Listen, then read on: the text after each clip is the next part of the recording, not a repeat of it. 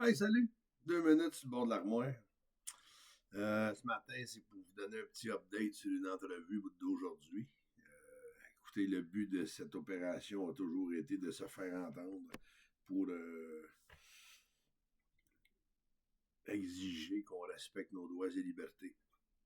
Quand j'ai reçu ma sentence le 26 mai 2025, il y a un journaliste du droit avec qui j'ai déjà fait affaire, le droit de Gatineau. Le droit de Gatineau, c'est un journal qui a failli fermer il y a quelques années. Et puis, les employés ont racheté le journal en coopérative. Le droit de Gatineau et Le Soleil, c'est la même coopérative. C'est un journal qui n'est pas subventionné, ce qui fait en sorte qu'ils n'ont pas les mains attachées dans le dos par personne.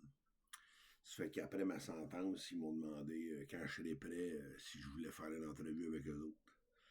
Alors, quand j'ai sorti mon livre le 31 décembre, je les ai contactés pour dire que j'étais prêt, que j'avais écrit un livre sur mon histoire, puis que je pouvais leur envoyer. Fait que je leur ai envoyé le livre, puis quelques semaines plus tard, ils m'ont contacté pour que j'aille faire une entrevue avec eux autres.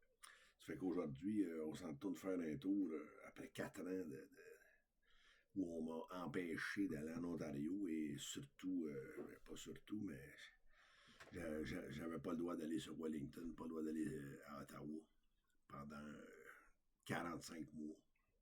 Ce matin, on s'en va faire un petit tour sur Wellington pour séance photo et entrevue avec le doigt de Gatineau. Il reste des journalistes qui font du travail de journalistes non subventionnés. Alors, si on a la chance, on va aller porter notre message aussi loin qu'on peut. Sur ce, je vous souhaite une magnifique journée en cette pleine lune du 2 mars.